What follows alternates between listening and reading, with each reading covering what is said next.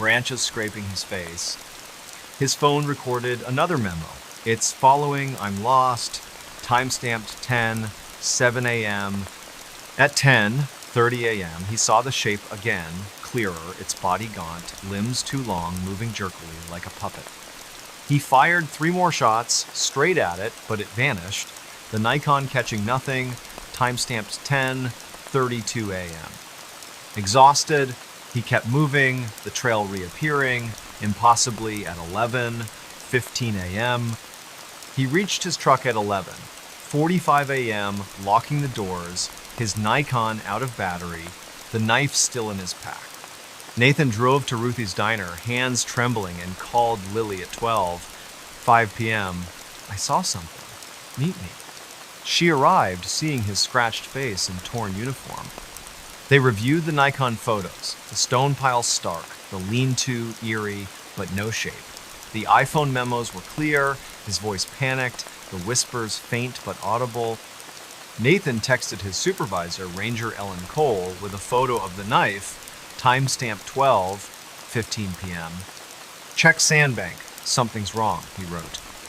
Ellen replied, stay put, we'll patrol. Nathan posted the stone pile photo to R Cryptids under the username ME Ranger29, hitting 7-0 upvotes in 14 hours. Users mentioned Penobscot legends of forest watchers, entities tied to sacred lands, angered by intruders. On September 29, Nathan visited the Millinocket Historical Society, a small museum on Central Street. The curator, Mr. Harold Pike, 72, examined the knife, recognizing the symbols as Penobscot used to mark boundaries. He pulled a 1,931 journal from a logger, Samuel Frost, describing a thing in the woods near Sandbank Stream with eyes like fire. A 1,975 Bangor Daily News article reported missing hikers in the area with odd rock formations noted by rangers. Nathan's gut twisted. Was this thing ancient, guarding the forest? He gave the knife to Harold, wanting it gone. That night, at his cabin, he heard scratches outside, slow, deliberate at 2:27 a.m. He set up his iPhone to record, catching a growl, low, time-stamped 2:29 a.m. He called Lily, who stayed over, both sleepless. On September 30, Nathan contacted Maine Paranormal Society, based in Bangor, 60 miles away. Their leader, Diane Morse, a 44-year-old biologist, met him at Ruthie's, reviewing the photos and audio. This isn't a bear or a hoax, she said. She agreed to investigate, bringing an EMF meter, a thermal camera, and a spirit box. On October 1 at 6:00 a.m., Diane, Nathan, and 2 investigators, Paul and Tara, hiked to the clearing, the stone piles still there, untouched. Diane's EMF meter spiked to 5.2 milligauss, timestamped 7:03 a.m., far above the normal 0.1. The thermal camera showed a heat signature, faint, moving between trees, timestamped 7:06 a.m. The spirit box hissed, saying, "Go, mine, at 7:09 a.m." Nathan's throat tightened. Tara's flashlight died, and Paul saw the shape fleeting 40 yards away. Diane's camera caught it, blurry, time-stamped 7:12 a.m. "We're leaving," Diane said, voice firm. They reached the trailhead at 8:30 a.m., the forest silent. At Diane's office, a rented space in Bangor, they analyzed the data. The EMF spikes, thermal anomaly, and spirit box suggested a territorial entity, possibly tied to Penobscot lore. Diane cited a 1990s study by a tribal elder, Mary Sakabason, on land spirits in the Katahdin region, angered by disrespect. "You crossed a boundary," Diane told Nathan. She arranged for a Penobscot elder, Thomas Paul, 68, to perform a ceremony. On October 2, at 5:00 p.m., Thomas met Nathan at the trailhead, burning sweetgrass, offering tobacco, and praying in Penobscot, asking the entity to rest. The air warmed, Nathan's iPhone catching no sounds, timestamped 5:45 p.m. Nathan posted a final Reddit update on October 3 with the iPhone audio, Nikon photos, and thermal data hitting 11,000 upvotes. He took a desk job at the ranger station, avoiding Sandbank. He keeps the photos on a hard drive. The scratch is quieter now. Millinocket's gearing up for winter. Ruthie's serving chili. But Nathan hikes with a group now. His Glock always loaded, those eyes still in his nightmares. My reflection wasn't me. That's the bone-chilling reality Hannah Sullivan faced in the spring of 2025 in a small city called Concord, New Hampshire, home to about 44,000 people, just 70 miles north of Boston. Concord's a quaint place with a historic downtown, a state house with a golden dome, and cafes like the Works Bakery, where locals grab bagels. Hannah, a 26-year-old graphic designer working remotely for a Manchester ad agency, lived in a one-bedroom apartment on North Main Street, rented for $400 a month. She was practical, not prone to flights of fancy, her life filled with deadlines, yoga classes, and Netflix binges. But on March 10, 2025, something in her bathroom mirror turned her world upside down, showing her a reflection that wasn't her and it didn't want to leave. Concord's the kind of town where you can still find farmers markets on Capitol Street, a craft brewery called Litherman's, and trails along the Merrimack River. Hannah's apartment, in a renovated 1900s building, had charm-high ceilings, hardwood floors, and a clawfoot tub. It also had quirks, like a bathroom mirror that always fogged up, no matter how hot the shower. She lived alone, no pets, her social life revolving around her friend group, Emma, a 25-year-old barista, Tyler, a 27-year-old high school teacher, and Rachel, a 26-year-old nurse. They'd meet at True Brew Barista for trivia nights or hike in White Mountain National Forest. Hannah wasn't into ghost stories, rolling her eyes at Tyler's tales of haunted New England inns. But that Monday night, March 10, everything changed. Hannah got home at 7:00 p.m. after a yoga class at a studio on Warren Street. She was tired, her muscles sore, and headed for a shower. The bathroom was small, with white tiles, a pedestal sink, and the mirror, an oval antique framed in tarnished silver, bolted to the wall. She turned on the hot water, steam rising, and undressed. Her iPhone 13 on the sink, playing a podcast about design trends. At 7:15 p.m., she stepped out, wrapped in a towel, and wiped the mirror clear. Her reflection looked normal at first brown hair, hazel eyes, a freckle on her cheek. But as she reached for her phone, the reflection didn't move. It stood still, staring, its eyes darker, almost black, its mouth twitching into a smirk. Hannah froze, her hand midair, the podcast still playing, timestamp 7:17 p.m. She blinked, and the reflection blinked, but late, like it was mimicking her. She backed away, heart racing, and the reflection stayed, smirking until she flicked off the light and ran out. Hannah didn't sleep well that night. She locked her bathroom door, a flimsy latch, and texted Emma at 7:25 p.m. Weird mirror thing, freaked out. Emma replied, "Too many horror movies, lol. Call me tomorrow." Hannah tried to laugh it off, blaming exhaustion or the steam playing tricks. But at 2:41 a.m., she woke to a sound scratching like nails on glass from the bathroom. She grabbed her phone, recorded a voice memo, "Something's in there," timestamp 2:42 a.m., and stayed in bed, the scratching stopping after 5 minutes.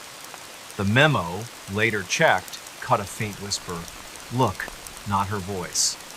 She didn't check the bathroom, keeping the door locked, and worked from her couch the next day, March 11, avoiding the mirror entirely. That afternoon, Hannah called Tyler, who came over at 4:00 p.m. She showed him the memo, his face paling. "That's not normal," he said, but suggested a logical fix. Cover the mirror. They hung a towel over it, securing it with duct tape, and tested the bathroom. No sounds, no fog. Tyler stayed for dinner, takeout from Chen's garden, and left at 8:00 p.m.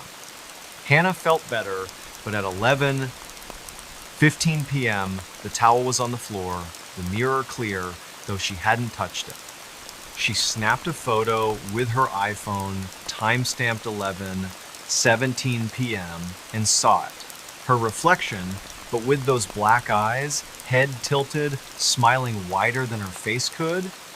She screamed, slammed the door, and called Rachel, who arrived at 11:30 p.m., calming her down. Rachel, practical, said, "Maybe it's the lighting. Let's check tomorrow." On March 12, Hannah bought a digital voice recorder, a Sony ICD UX570 for $79 at Best Buy in Manchester, and a Wisecam V3 for $39, setting it up to face the bathroom door. She hit record at 9:00 p.m., the apartment quiet, the mirror still uncovered, her nerves frayed.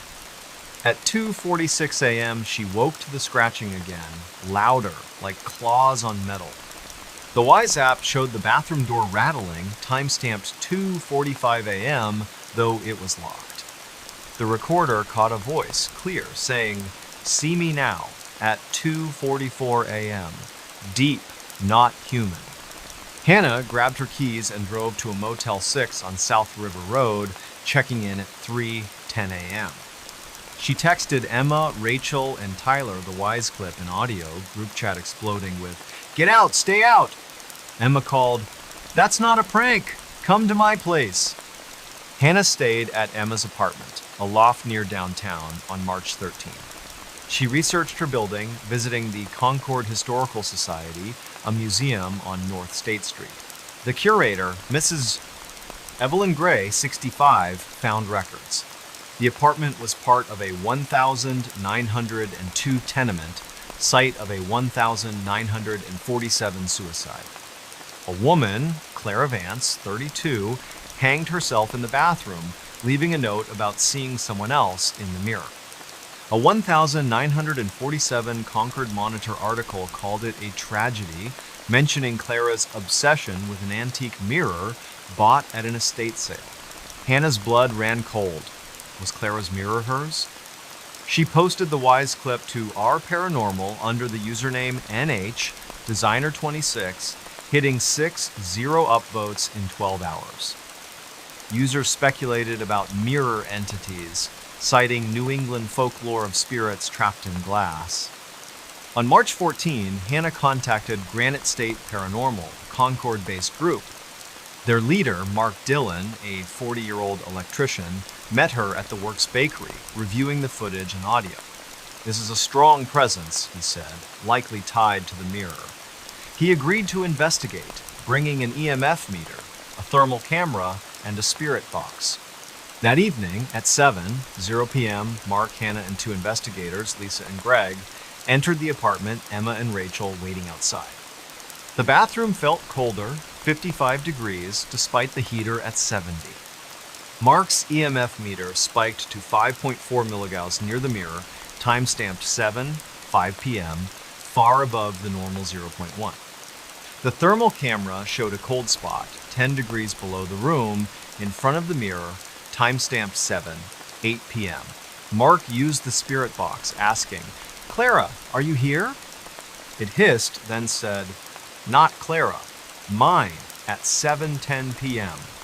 Hannah's knees buckled. The recorder caught a laugh, sharp at 7:12 p.m., the mirror fogging, though no one breathed on it. Mark's face grew serious. "This isn't a ghost. It's something darker, using the mirror as a door." He advised removing it, but warned it might provoke the entity. At 7:30 p.m., Greg unscrewed the mirror, carefully wrapping it in a blanket, the EMF meter dropping to 0.2 milligauss. But as they carried it out, the Wisecam caught a shadow, human-shaped, darting across the bathroom, time-stamped 7:34 p.m. Lisa's flashlight flickered, and the air turned heavy, like syrup. They stored the mirror in Mark's van, locked, and he called a colleague, Sister Margaret Cole, a 58-year-old Catholic spiritualist from Manchester. Hannah crashed at Emma's again, the recorder catching nothing that night. On March 15, Sister Margaret arrived at 6:00 p.m., meeting Hannah and Mark at the apartment. She inspected the bathroom, now mirrorless, and sensed a lingering malice. She found a 1,947 photo of Clara in the Historical Society's archive, her eyes eerily like the reflections. Margaret believed the entity wasn't Clara, but something Clara had summoned, perhaps through occult dabbling. At 6:30 p.m., Margaret performed a cleansing, sprinkling holy water, burning frankincense, and reciting prayers, placing a blessed medallion where the mirror hung. The thermal camera showed no cold spots. Time-stamped 6:45 p.m. The spirit box, used one last time, was silent. Mark took the mirror to a church in Manchester, where it was destroyed in a blessed fire, per Margaret's advice, on March 16. Hannah returned to her apartment on March 17, the bathroom normal, the air light. She posted a final Reddit update with the Wise clip, recorder audio, and Clara's photo, hitting 9-0 upvotes. She moved to a new apartment in Manchester in April 2025, closer to work, avoiding mirrors at night. Concord's bustling again, the works packed with students, the Merrimack flowing calmly. Hannah keeps her Wise cam off, but sometimes, in a store window, she catches a glimpse of something dark and looks away fast. Ancient relic woke, something dark. That's the harrowing truth Abigail Foster uncovered in the early winter of 2025 in a sleepy town called Taos, New Mexico, home to about 6-0 people, nestled in the Sangre de Cristo Mountains. Taos is known for its adobe architecture, art galleries, and a mystical vibe tied to its Native American and Spanish roots. Abigail, a 33-year-old antiques dealer who ran a shop called Desert Finds on Paseo del Pueblo Sur, had a knack for spotting treasures at estate sales.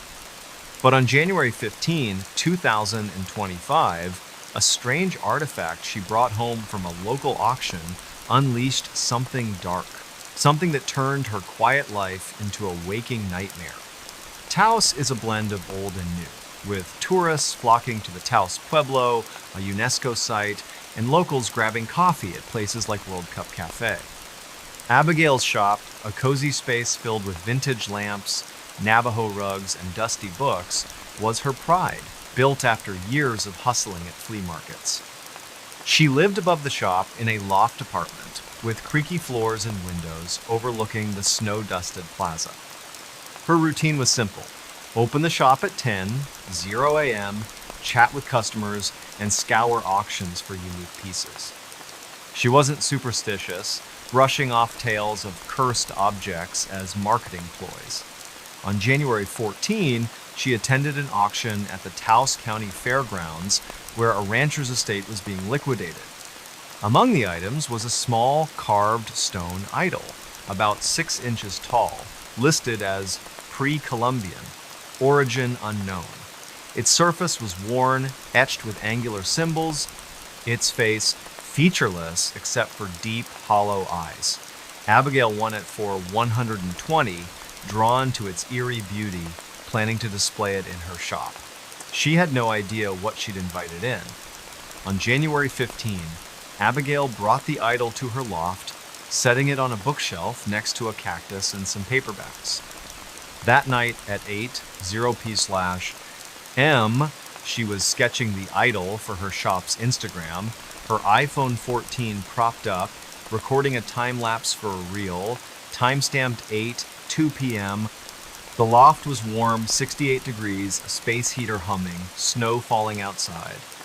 As she sketched, the air grew heavy, like a storm was brewing indoors. Her phone's video later showed a flicker, brief, like a shadow, crossing the idol at 8:07 p.m., unnoticed at the time. At 8:15 p.m., she heard a hum, low, like a tuning fork, coming from the bookshelf. She checked, finding the idol warm to the touch, though it had been cold minutes before. She snapped a photo, time-stamped 8:17 p.m., the idol's eyes seeming deeper, almost glowing. Uneasy, she moved it to a drawer, locking it, and went to bed, blaming her imagination. At 2:23 a.m., Abigail woke to a sound scratching, like stone on wood, from the living room. She grabbed her flashlight and phone, recording a voice memo. "Something's moving out there," timestamped 2:24 a.m. The memo caught a whisper, faint, saying, "Take it back, not her voice." She crept out, finding the drawer open, the idol back on the bookshelf, upright, facing her. Her heart pounded. She locked it in a metal cash box, shoving it under her bed, and texted her friend Mateo, a 35-year-old potter who sold at her shop, at 2:30 a.m. "Weird stuff with this statue. Call me," Mateo replied. "Spooky. Talk tomorrow." Abigail didn't sleep, the hum lingering in her ears. On January 16, Abigail opened her shop, but kept the idol upstairs, too rattled to display it. She visited the Taos Public Library, a modern building near the plaza, and researched the idol. A 1,998 book, Artifacts of the Southwest, describes similar carvings found in Chaco Canyon, possibly linked to an ancient cult, though details were vague. A 2010 Taos News article mentioned a local collector, Juan Romero, who'd owned a cursed statue that brought bad luck before he vanished in 2012. Abigail's stomach churned. Was her idol connected? She bought a digital voice recorder, a Zoom H4n Pro for $149 at Best Buy in Santa Fe, 70 miles away, and a Blink mini camera for $29, setting it up to face the cash box in her loft. At 9:00 p.m., she hit record, the apartment quiet, the idol still locked away. At 2:47 a.m., she woke to the hum, louder, and a thud, like something falling. The Blink app showed the cash box open, the idol on the floor, timestamped 2:46 a.m. The recorder caught a voice deep saying, "Keep me." At 2:45 a.m., Abigail grabbed her keys and drove to Mateo's house, a casita on Kit Carson Road, crashing there at 3:15 a.m.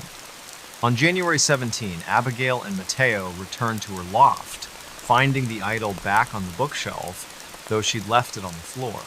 She showed him the Blink footage and audio, his face pale. "That's not right, Abby," he said, suggesting a priest. Abigail, not religious, hesitated but posted the idol's photo to our occult under the username NM-Antiques33, hitting 50 upvotes in 10 hours.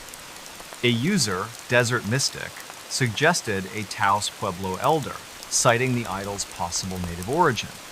Abigail emailed the Taos Pueblo Cultural Center, attaching the photo, and got a reply from Maria Vigil, a 60-year-old historian who agreed to meet. That day, Abigail noticed shadows in her peripheral vision, fleeting, human-shaped, vanishing when she turned. Her phone at 6:00 p.m. recorded a video of her loft, timestamped catching a shadow moving across the wall, though she was alone. On January 18, Maria met Abigail at her shop at 3:00 p.m. She examined the idol, now in a locked display case, and frowned. "This is old, maybe Anasazi, not meant for outsiders," she said. She explained that such relics, found in kivas, were vessels for spirits, often dangerous if removed. Maria refused to touch it, but suggested a shaman, Daniel Tewa, from the Pueblo. Abigail contacted Daniel, a 55-year-old with a quiet authority, who arrived that evening with an EMF meter, a thermal camera, and sage, borrowed from a friend in Santa Fe's paranormal scene. The loft felt colder, 60 degrees despite the heater. Daniel's EMF meter spiked to 5.8 milligauss near the idol, timestamped 7:05 p.m., far above the normal 0.1. The thermal camera showed a cold spot, 15 degrees below the room, around the bookshelf, timestamped 7:08 p.m. At 7:12 p.m., the recorder caught a growl, low, not human, saying, "Mine forever." Abigail's knees shook. Daniel set up a spirit box, asking, "What are you?" It hissed, then said, bound, anger. At 7:15 p.m., he nodded, unsurprised. This isn't a ghost, it's a guardian woken by your touch. He advised returning the idol to a Kiva site, but since its origin was unknown, a cleansing was the next option. At 7:30 p.m., the blink cam caught the idol's case, rattling, though locked, time-stamped. Daniel's face grew stern. It knows we're fighting. Abigail, terrified, agreed to the cleansing. She stayed at Mateo's, again, the recorder catching scratches, like claws on metal, at 2:50 a.m., time-stamped from her empty loft. On January 19, Daniel returned at 6:00 p.m. with Maria and a colleague, Elena, a 48-year-old Pueblo spiritualist. They prepared the loft, burning cedar, spreading cornmeal in a circle around the idol, still in its case. Daniel chanted in Tiwa, praying for the spirit's release, while Elena placed a turquoise stone near the idol, a symbol of peace. At 6:45 p.m., the EMF meter dropped to 0.2 milligauss, the cold spot gone.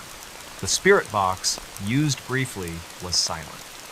The blink cam caught a shadow, faint, dissolving, time-stamped 6:47 p.m. Abigail felt the air lighten, like a fog lifting. Daniel wrapped the idol in a blanket, taking it to the Pueblo for safekeeping, to be buried in a sacred site not disclosed. Maria warned Abigail, "Respect the old things. They're not yours." Abigail returned to her loft on January 20, the shop bustling with tourists, the plaza bright with snow. She posted a final Reddit update with the blink clip, recorder audio, and idol's photo hitting 8-0 upvotes. She stopped buying unprovenanced artifacts, sticking to pottery and rugs. Taos is calm again, World Cup Cafe packed, the Pueblo welcoming visitors. Abigail keeps her recorder off, but she checks her drawers at night, half expecting those hollow eyes to stare back. Welcome to Midnight Mysteries, where haunting tales and dark secrets unfold under the cover of night. Close your eyes, breathe deep, and drift into eerie stories whispered in the silence of midnight. Perfect for lovers of horror, mystery, and sleep with a thrill. Cursed Doll moved at midnight. Cursed Doll moved at midnight. That's the story Emily Harper stumbled into in the fall of 2023 in a sleepy Ohio town called Millfield. It's the kind of place where everyone knows your name, where the Dollar General is the biggest store for miles, and where old houses creak with secrets nobody talks about. Emily, a 29-year-old freelance graphic designer, had just moved into a fixer-upper on Maple Street, a 2-story Victorian with peeling paint and a sagging porch. She got it cheap at an estate sale, a steal at 87.0 because the previous owner, Mrs. Evelyn Carver, had passed away at 93, leaving no heirs. The house came with furniture, dusty books, and one peculiar item: a porcelain doll, about 2 feet tall, dressed in a faded blue gown, with glass eyes that seemed to follow you. Emily found it in the attic, tucked in a wooden cradle, wrapped in a yellowed quilt. She thought it was creepy but charming, a relic of a bygone era. She named it Clara, after her grandmother, and set it on a shelf in her living room, next to a thrifted lamp and a stack of design magazines. That was her first mistake. Before we begin, tell me, where are you listening from and what time is it there? Millfield, Ohio isn't the kind of place you'd expect a horror story. It's got one stoplight, a diner called Judy's that serves pancakes 24/7, and a volunteer fire department that doubles as the town's social hub. The population hovers around 200, and the biggest news of 2023 was when a raccoon got stuck in the high school's vending machine. But Emily, who grew up in Columbus and craved the quiet, loved it. She'd spend her days sketching logos for clients, sipping coffee on her porch, waving at neighbors like old Mr. Thompson, who walked his beagle every morning at 7:15 sharp. At night, she'd binge true crime podcasts, her AirPods drowning out the house's groans as the wind swept through the Appalachian foothills. It was peaceful, mostly, until October 17, 2023.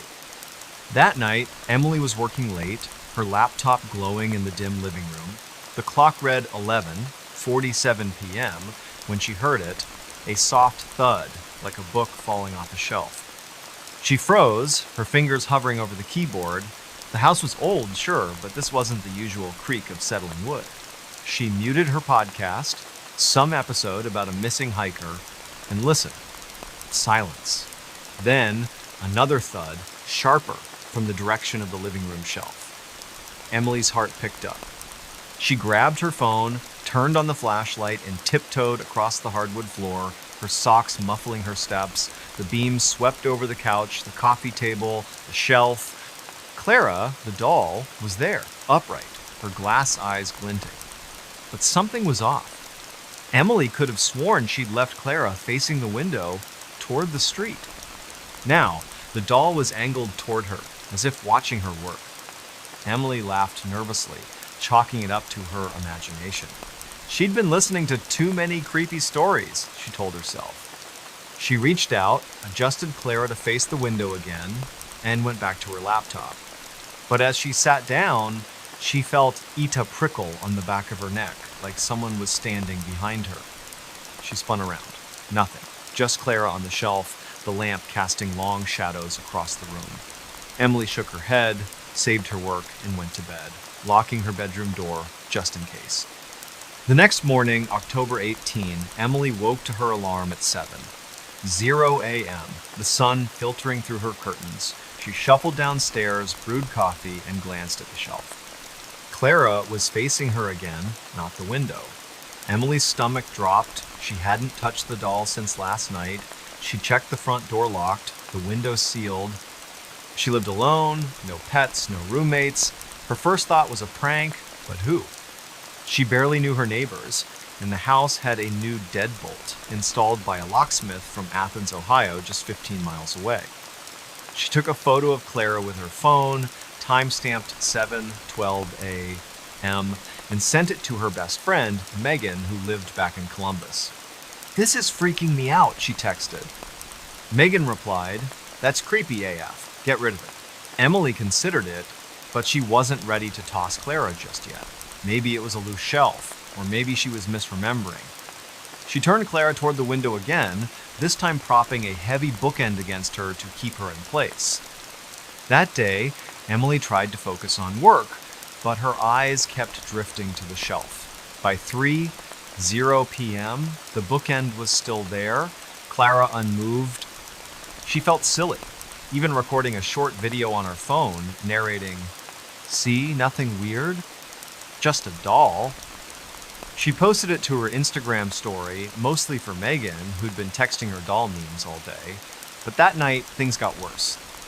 At 11:59 p.m., Emily was brushing her teeth when she heard a scrape, like wood dragging across wood. She spit out her toothpaste, grabbed her phone, and crept downstairs.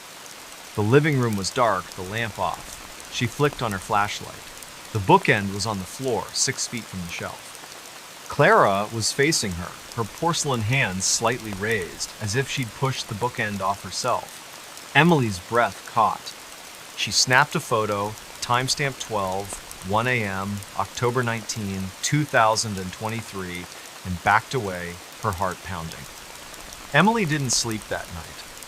She sat on her couch, phone in hand, Googling Haunted Dolls, Ohio. She found stories about Annabelle, the famous possessed doll in Connecticut, and a local legend about a cursed toy in Chillicothe, 40 miles south. At 2:14 a.m., she called Megan, who answered groggily. "Em? It's the middle of the night," Megan said. Emily whispered, "It moved again, I swear." Megan, now awake, told her to leave the house, but Emily didn't want to run. She'd sunk her savings into this place. Instead, she decided to document everything, like a true crime host would. She set up her old GoPro camera, bought in 2021 for a trip she never took, to record the shelf overnight. She hit record at 3:07 a.m., the red light blinking, and went to bed, locking her door. On October 19, Emily woke at 8:00 a.m., her eyes gritty from lack of sleep. She checked the GoPro footage. At first, it was just the shelf, Clara motionless, the bookend still on the floor. But at 3 a.m., something happened. The footage showed Clara's head turning slowly toward the camera. No hands, no strings, just the doll moving on its own. Then, at 4 a.m., her arms twitched and the camera shook as if something had bumped it. Emily replayed it 5 times, her hands trembling. She uploaded the clip to her laptop, backed it up on a USB drive, and emailed it to Megan with the subject line, "I'm not crazy." Megan called immediately. "That's not normal, Em. Call someone. A priest, a psychic, anyone." Emily didn't know any psychics, but she remembered Mr. Thompson, her neighbor, who'd lived in Millfield for 60 years. At 9:30 a.m., she knocked on his door, the GoPro footage on her phone. Mr. Thompson, a wiry man with a flannel shirt and a coffee mug, invited her in. His living room smelled of pipe, tobacco, and dog fur, his beagle snoring on a rug. Emily showed him the clip. His face paled. "That's Evelyn's doll," he said. She called it her little girl, never let anyone touch it. He told Emily that Evelyn Carver, the house's previous owner, had been obsessed with the doll, claiming it spoke to her. After Evelyn's husband died in 1987, she'd sit in her rocking chair talking to it for hours. The town thought she was eccentric, maybe senile. When Evelyn died in April 2023, the doll was supposed to be sold with the house, but the auctioneer refused to touch it, saying it felt wrong. Emily's skin crawled. She asked Mr. Thompson if Evelyn had ever mentioned anything supernatural. He hesitated, then said, "She thought it was her daughter, reincarnated. Her girl, Clara, died in 1962, age 10. Car accident en route 33. Emily's stomach twisted. She hadn't told Mr. Thompson she'd named the doll Clara. She thanked him, promised to keep him updated, and went home. That afternoon, she drove to the Millfield Public Library, a small brick building with one computer and a microfiche machine. She dug through old newspapers, finding a 1962 article in the Athens Messenger, "Local girl 10 killed in crash." Clara Carver, daughter of Evelyn and George Carver, had died when their Ford Falcon hit a tree on Route 33, 3 miles from Millfield. The article included a grainy photo of Clara, a girl with pigtails, smiling. Emily stared at it, her throat tight. The doll's face wasn't identical, but the resemblance was uncanny. By October 20, Emily was a wreck. She hadn't slept properly in days, and the house felt different, colder, heavier. She kept the GoPro running every night, capturing more footage. On October 19, at 2 a.m., Clara's eyes seemed to blink. On October 20, at 5 a.m., the doll's head tilted, and a faint whisper came through the camera's mic, too soft to make out. Emily sent the clips to a paranormal forum on Reddit, r paranormal, under the username OhioHaunt23. The post got 4 upvotes in 12 hours, with users begging for updates. Some suggested burning the doll, others a cleansing ritual. One user, Ghost Hunter Cbus, claimed to be a paranormal investigator in Columbus and offered to visit. Emily agreed, desperate for answers. Ghost Hunter Cbus, whose real name was Derek Walsh, arrived on October 21 at 6:00 p.m. A stocky man in his 40s with a thermal camera, EMF meter, and a duffel bag of gear. He walked through the house, his EMF meter spiking near the shelf, reading 3.2 milligauss, far above the normal 0.1. "Something's here," Derek said, his voice calm but firm. He set up motion sensors around Clara and a voice recorder to capture EVP's electronic voice phenomena. At 10:00 p.m., they sat in the living room, lights off, the air thick with tension. Derek asked questions aloud. "Who are you? Why are you here?" At 11:58 p.m., the voice recorder picked up a response, a child's voice, clear as day, saying, "I'm Clara, stay with me." Emily's blood ran cold. Derek's face was grim. He'd heard EVPs before, but never this distinct. At midnight, the motion sensors went off. The GoPro, still recording, caught Clara's arms moving, lifting an inch, then dropping. Derek's thermal camera showed a cold spot, 10 degrees lower than the room, hovering over the doll. He told Emily the doll was a vessel, likely tied to Clara Carver's spirit, or something mimicking it. "It's not safe," he said. "You need to remove it." Emily nodded, but she was torn. She felt sorry for Clara, the girl, not the doll. What if the spirit was trapped, not evil? Derek stayed until 2:00 a.m., collecting more data, then left, promising to analyze the EVPs and return with a medium. On October 22, Emily tried to live normally, working on a logo for a client, a craft brewery in Cincinnati. But at noon, she heard a giggle from the living room. She froze, her pen dropping. The giggle came again, high-pitched, like a child's. She grabbed her phone, started recording audio, and walked to the shelf. Clara was facing her, the bookend on the floor again. The giggle stopped. Emily's audio caught nothing, but she was done doubting herself. That night, she wrapped Clara in the quilt, put her in a cardboard box, and drove to St. Paul's Catholic Church in Athens, 15 miles away. She left the box on the steps with a note, "Please bless or destroy, haunted." She didn't sign it. Emily expected relief, but the house felt worse. On October 23, at 12:03 a.m., her GoPro, still aimed at the empty shelf, recorded footsteps, small and deliberate, like a child's. The next night, her bedroom door, always locked, creaked open at 12:01 a.m. She called Derek, who returned on October 25 with a medium Lisa Marino, a 50-year-old woman with kind eyes and a rosary.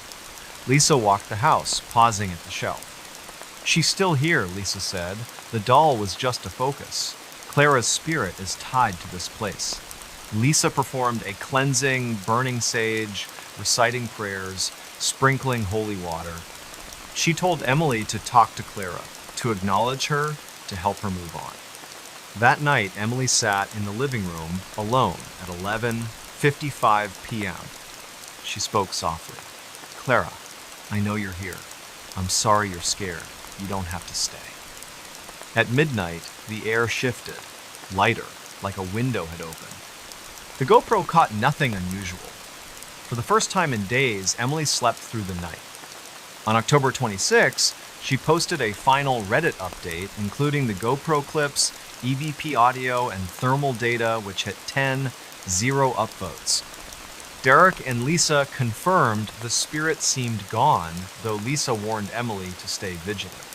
Emily still lives in the house. She keeps the shelf empty, the GoPro packed away. Sometimes, late at night, she thinks she hears a creak, but it's just the house, she hopes. Millfield is quiet again. The diner still serving pancakes.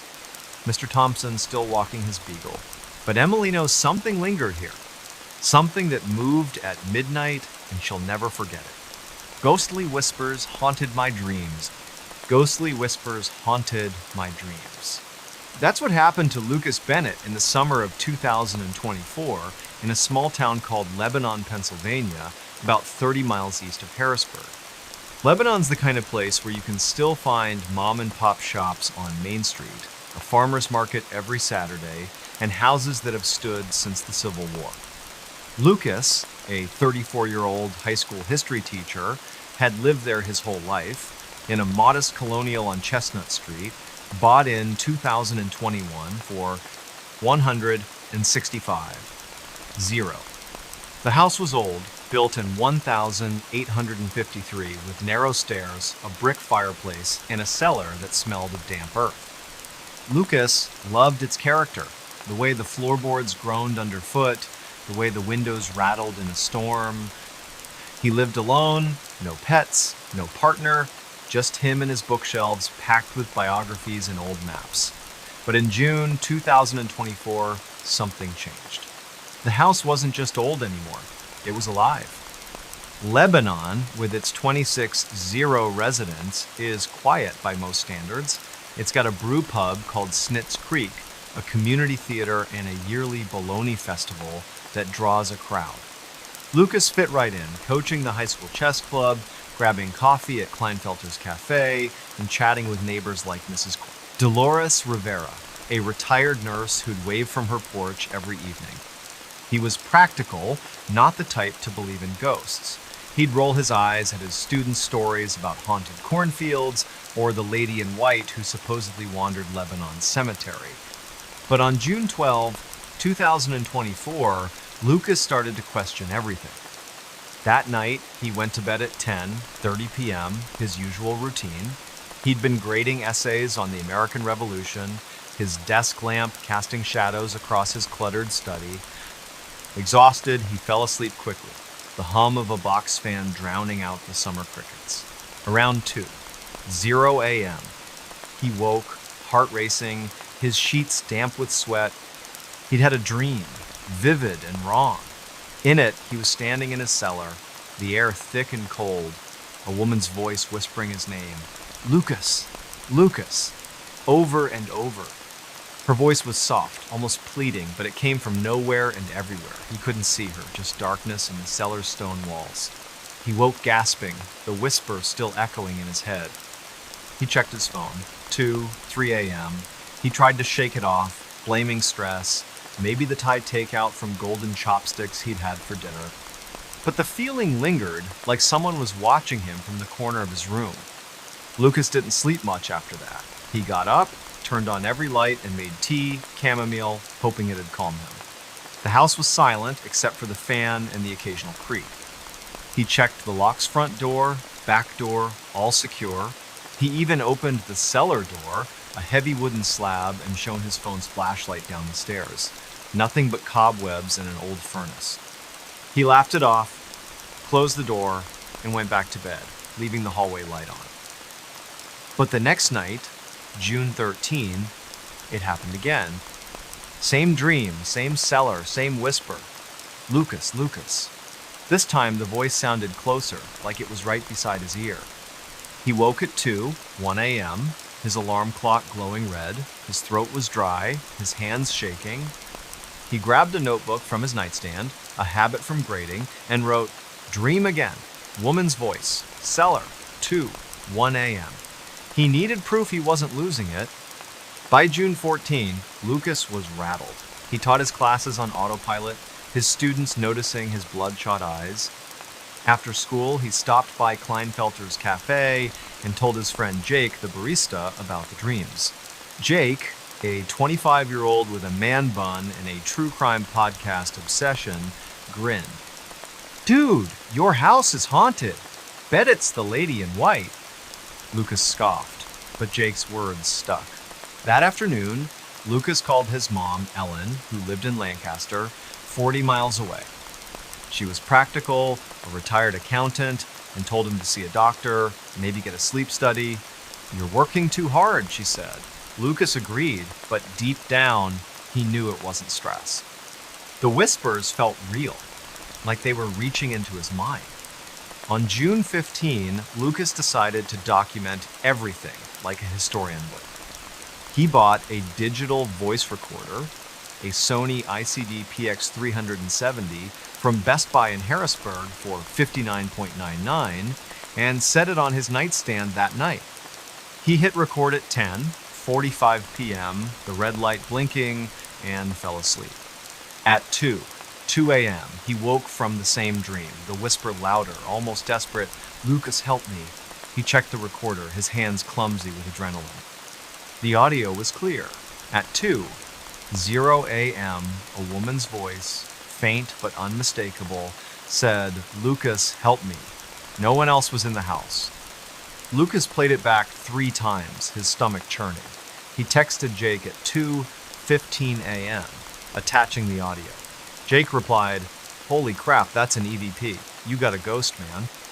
Lucas barely slept after that. On June 16, he drove to the Lebanon County Historical Society, a small museum on Cumberland Street, to dig into his house's past. The librarian, Ms. Patricia Klein, a 70-year-old with bifocals, helped him search property records. The house at 412 Chestnut Street had been built in 1853, by a merchant, Samuel Weiss. In 1876, it was sold to a family, the Morgans. Patricia found a newspaper clipping from the Lebanon Daily News dated August 3, 1878, tragedy at Morgan residence. Elizabeth Morgan, age 28, had died in the cellar, found by her husband Thomas after she'd fallen down the stairs. The article called it an accident, but neighbors whispered about foul play. Thomas moved away a year later, and the house changed hands often, with owners complaining of strange noises. Lucas's skin prickled. Elizabeth, was that the voice? That night, June 17, Lucas set up the recorder again and added a webcam, a Logitech C920 he'd used for virtual classes in 2020, aimed at his bed.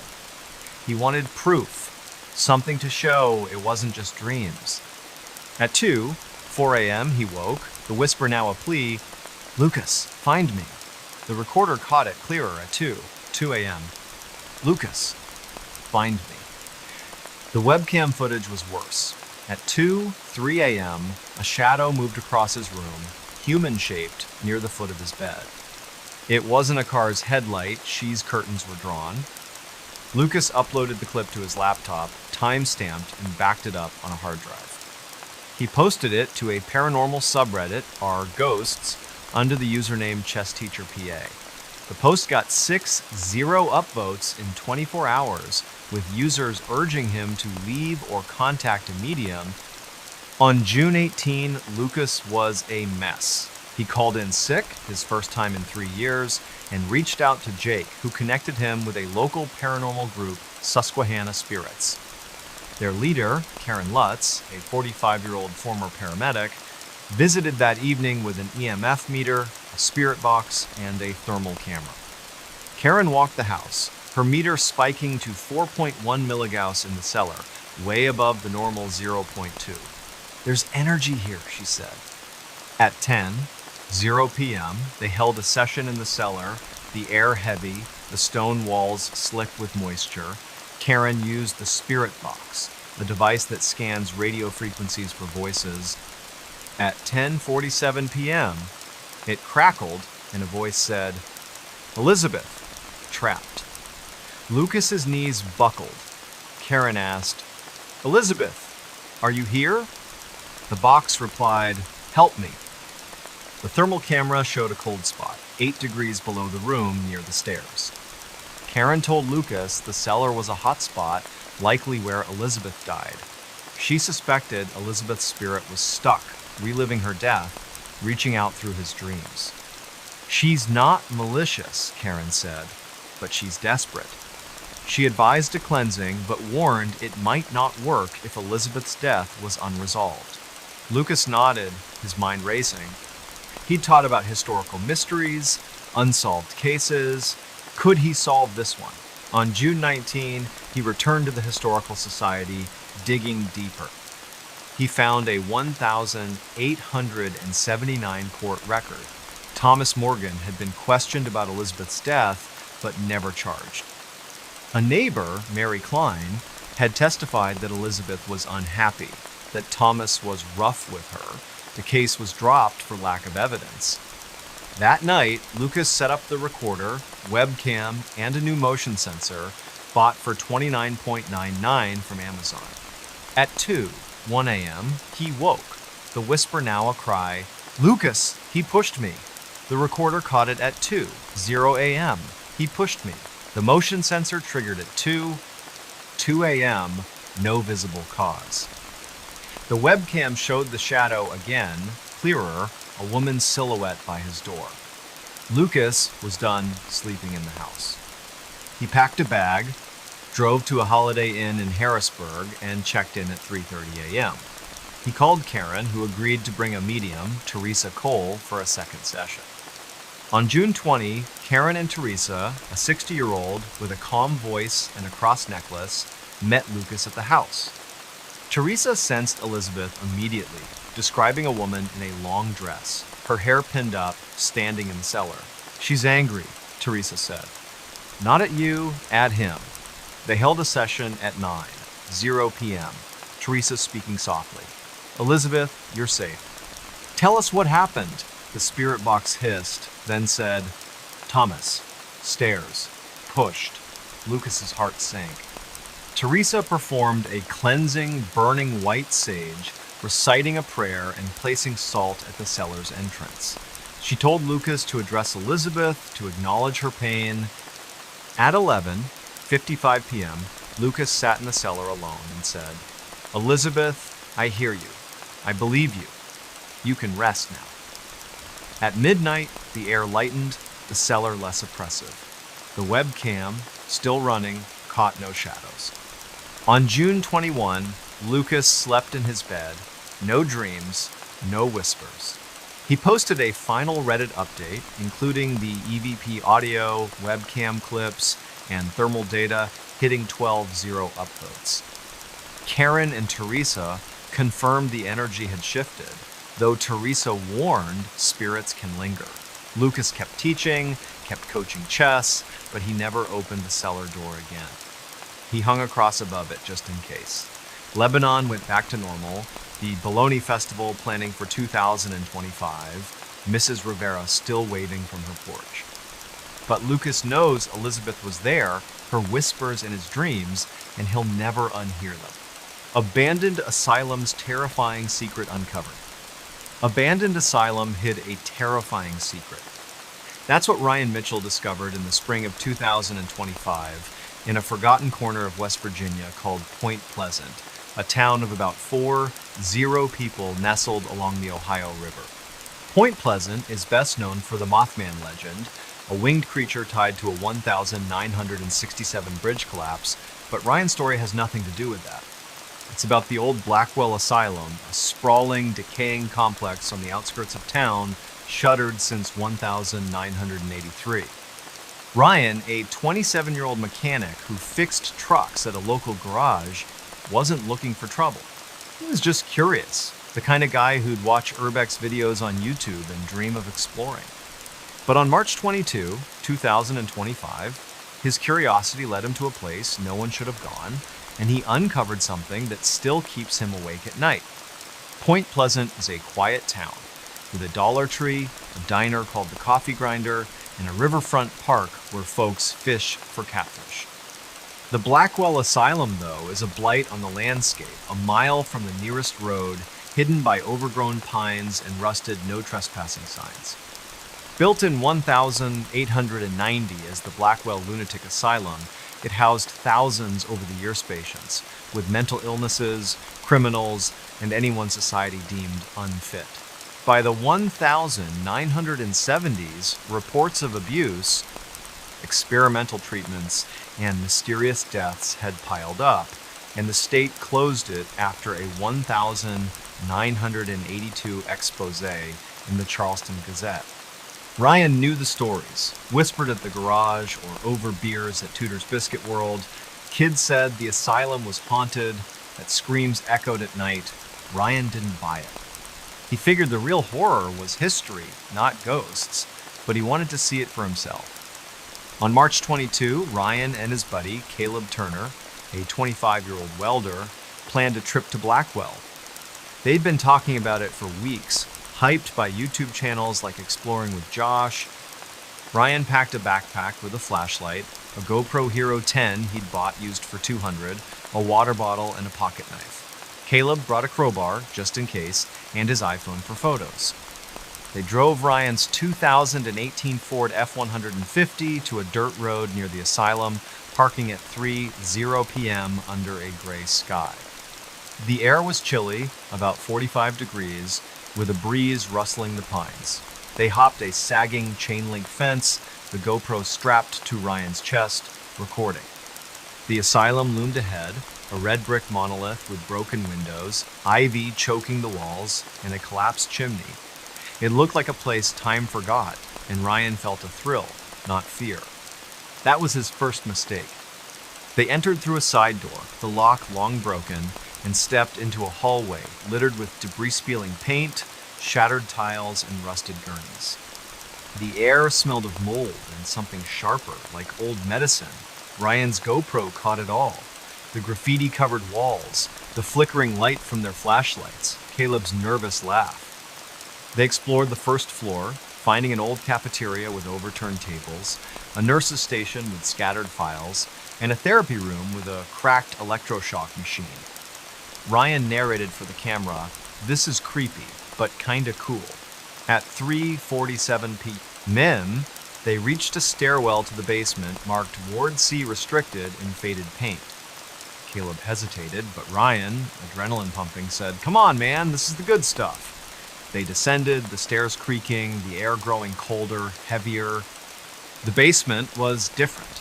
The walls were concrete, stained with water, and the corridors narrower, like a maze. Their flashlights cast long shadows, and the GoPro's audio picked up a faint drip, drip, drip. They found locked doors, some with small barred windows, and rooms filled with junk syringes, broken chairs, a straitjacket hanging on a hook. Ryan's excitement faded. "This feels wrong," he whispered. Caleb nodded, gripping the crowbar. At 4:12 p.m., they reached a door labeled Observation Room 3. It was ajar, unlike the others. Ryan pushed it open, the hinges screaming. Inside was a small room, maybe 10 by 10 feet, with a rusted metal table bolted to the floor, restraints dangling from the sides. On the table was a leather-bound ledger, its pages yellowed but intact. Ryan picked it up, his hands steady despite the chill in his bones. The ledger was a patient log, dated 1953 to 1955, from a Dr. Harold Vance, chief psychiatrist. It listed names, diagnoses, and treatments. Most were routine sedatives, therapy, but the last entry, dated June 17, 1955, was different. It described patient 47, a woman named Margaret Lowe, age 32, admitted for hysteria. The note read, "Subject resistant to standard protocols. Initiated procedure 12. Results inconclusive. Subject terminated." Ryan's stomach twisted. Terminated? He flipped the page, finding a sketch. A woman strapped to a table, wires attached to her head, a machine labeled Project Echelon. Caleb, looking over his shoulder, said, "Dude, this is bad. We should go." But Ryan couldn't stop. He slipped the ledger into his backpack, the GoPro still rolling, time-stamped 4:19 p.m. That's when they heard it. A low moan, like someone in pain, coming from deeper in the basement. Ryan froze, his flashlight shaking. Caleb whispered, "That's not the wind." The GoPro's audio caught it, faint but clear, at 4:21 p.m. They backed out of the room, their footsteps loud in the silence. The moan came again, closer, followed by a scrape like metal on concrete. Ryan's mind raced, maybe a squatter, an animal? But the asylum had been empty for decades, patrolled occasionally by county deputies. They turned a corner, and their flashlights hit something. A figure, humanoid, at the end of the hall, maybe 50 feet away. It was tall, thin, its head tilted unnaturally. The GoPro caught a glimpse before Ryan swung the camera away, his breath ragged. Caleb grabbed his arm. "Run now!" They bolted, the moan turning into a wail behind them. They reached the stairs, scrambling up, the GoPro bouncing, recording chaos. At the first floor, they didn't stop, sprinting through the hallway, out the side door, and over the fence. They didn't look back until they were in the truck. Doors locked at 4:37 p.m. Ryan's hands shook as he stopped the GoPro. Caleb was pale, muttering, "What was that?" Ryan didn't answer. He drove straight to his apartment on Walnut Street, a one-bedroom above a laundromat. There, they watched the footage. The figure in the hall was blurry but real, its eyes reflective, like an animal's, but its body too human. The ledger was real, too, its ink smudged but legible. Ryan uploaded the footage to his laptop, time-stamped, and backed it up on a flash drive. He texted his sister Lauren, a nurse in Huntington, 60 miles away, with a clip. "This is insane," she replied. "Don't go back." But Ryan couldn't let it go. On March 23, he drove to the Point Pleasant Library, a small building with free Wi-Fi and a local history section. He searched for Blackwell Asylum records, finding a 1982 Gazette article, "Asylum Closed Amid Scandal." It mentioned Dr. quote, Vance, accused of unethical experiments in the 1950s, including Project Echelon, a rumored CIA-funded study on mind control. No charges were filed. Vance died in 1960.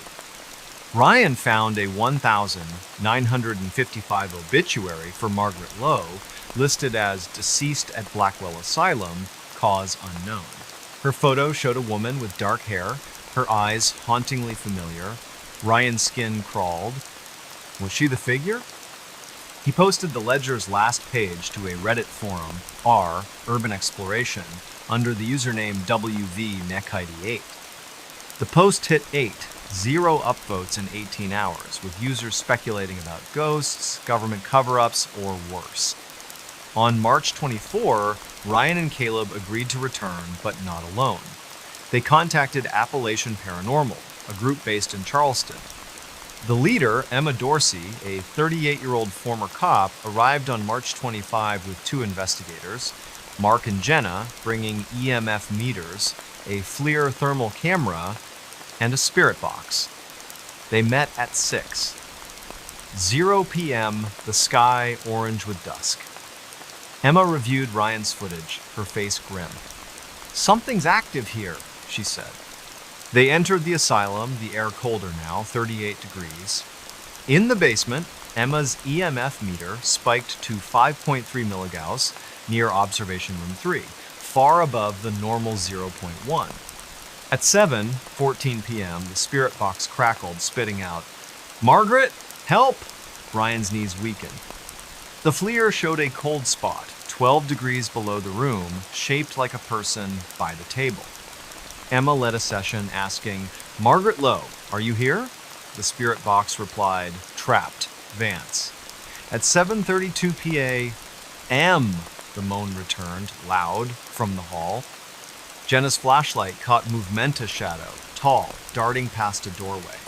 The GoPro, now on Mark's chest, recorded it, timestamped 7:33 p.m.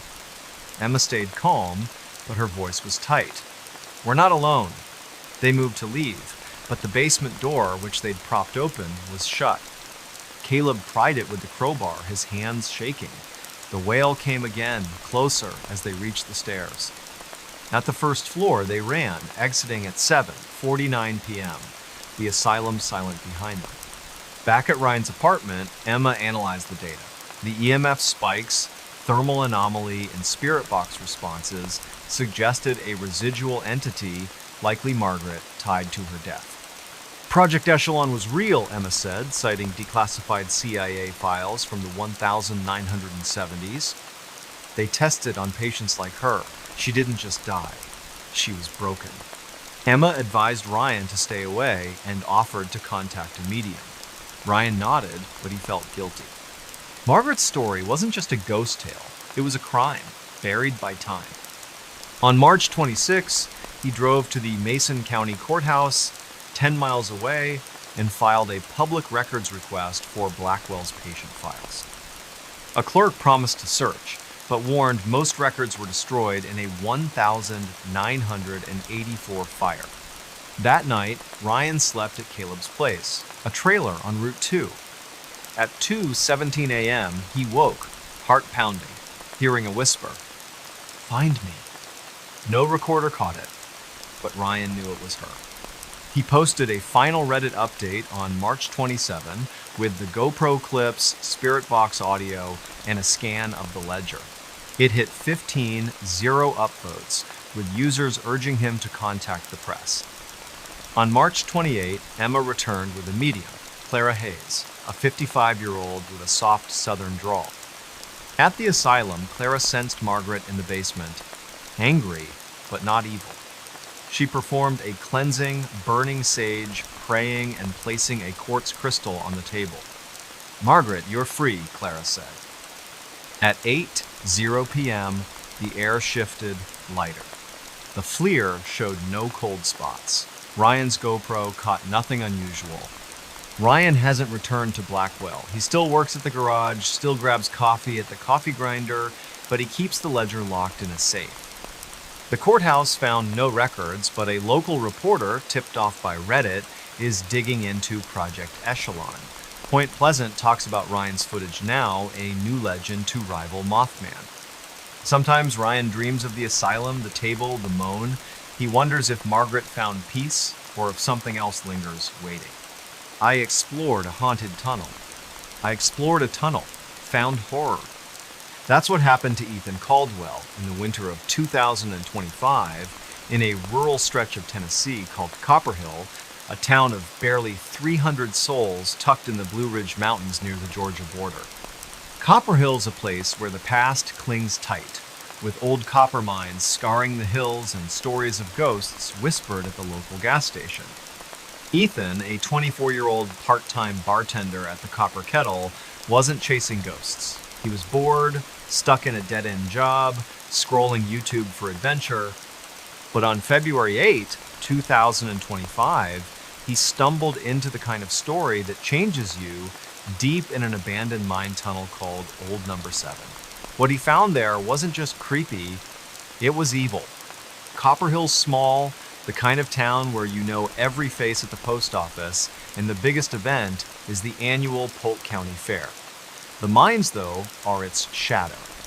They boomed in the 1800s, pulling copper from the earth, but by the 1980s they'd shut down, leaving tunnels like Number 7 to rot. Number 7 was infamous, a mile-long shaft off Ducktown Road, sealed with a rusted grate but accessible if you knew where to pry.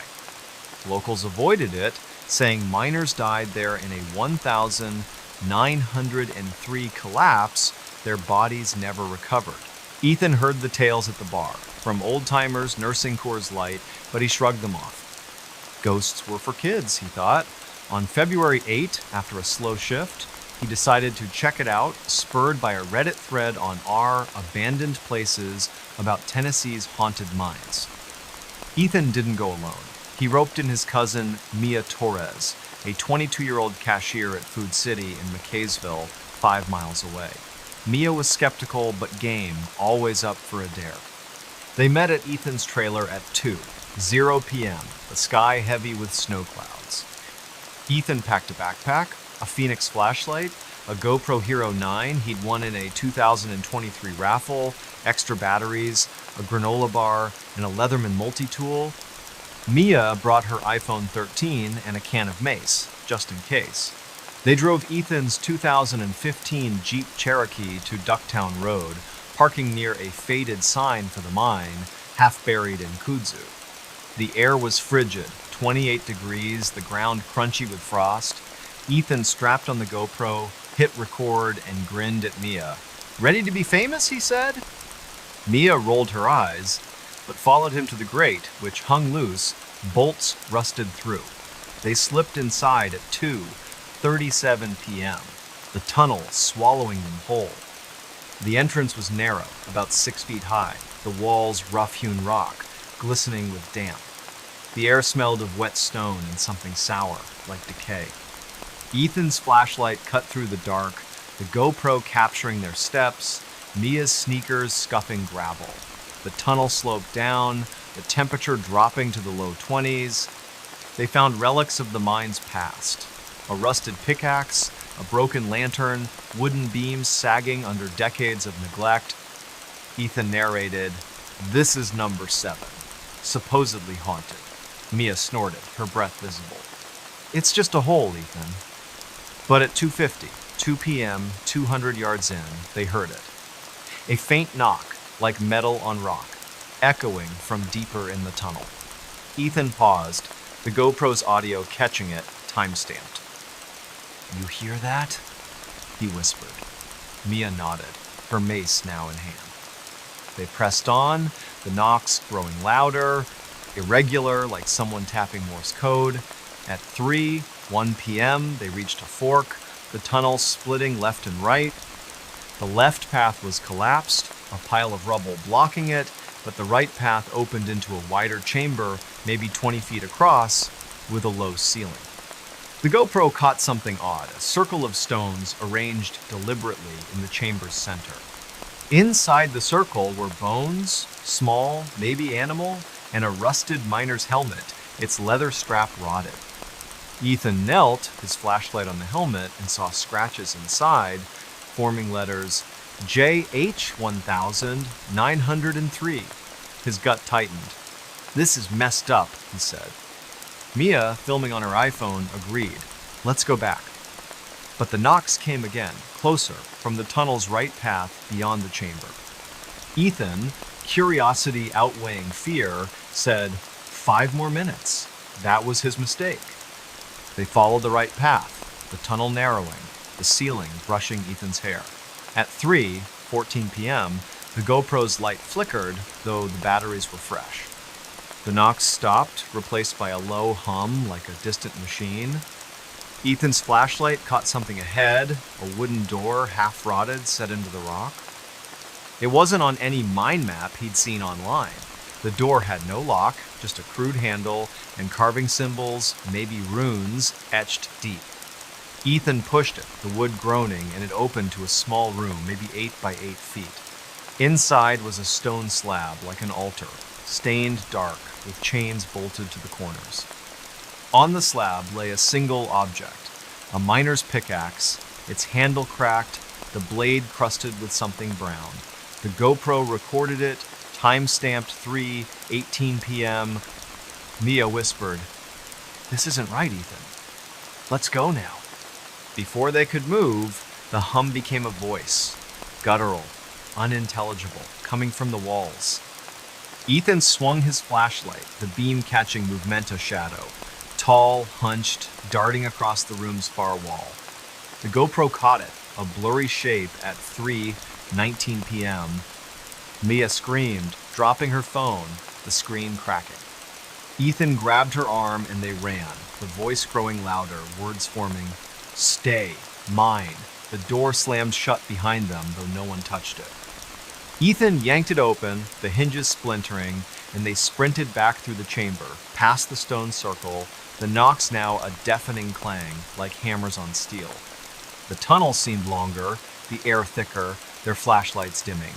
At 3:27 p.m., they reached the entrance, scrambling through the grate, collapsing in the snow. Ethan's GoPro was still recording, the battery at 5%. They drove to Mia's apartment in McKaysville, a duplex near the Taco River, and watched the footage, their hands shaking. The shadow was real, its outline jagged like it wore tattered cloth. The voice, caught faintly, chilled them. "Stay. Mine." Ethan texted his boss, Tommy, at the copper kettle, attaching a clip. "What the hell is this?" Tommy replied, "Don't go back, kid." Mia refused to touch her phone, its cracked screen a reminder. Ethan uploaded the footage to a hard drive and posted a still of the altar to R Paranormal under the username TN Bartender24. The post got 7 upvotes in 12 hours, with users begging for the video.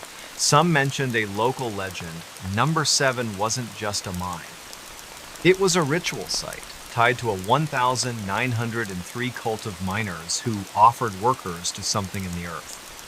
On February 9, Ethan visited the Polk County Historical Society in Benton, 10 miles away, a one-room museum with mining exhibits. The curator, Mrs. Evelyn Price, 68, paled when Ethan showed her the helmet's photo. "That's Jonah Hale," she said. "Foreman in 1,903. Vanished after the collapse. Some said he led a group, not a union, something darker." She pulled a 1,903 ledger from the mine's owners, listing 12 missing workers, including Hale, after an incident in Shaft 7. A newspaper clipping from the Chattanooga Times dated July 14, 1,903, hinted at unnatural practices but lacked details. Ethan's throat tightened. Was Hale the shadow? Or something worse? That night, Ethan stayed at Mia's, sleeping on her couch. At 2:43 a.m., he woke to knocking, slow, deliberate from the apartment's front door. He checked, heart pounding, no one there. Mia, awake, heard it too.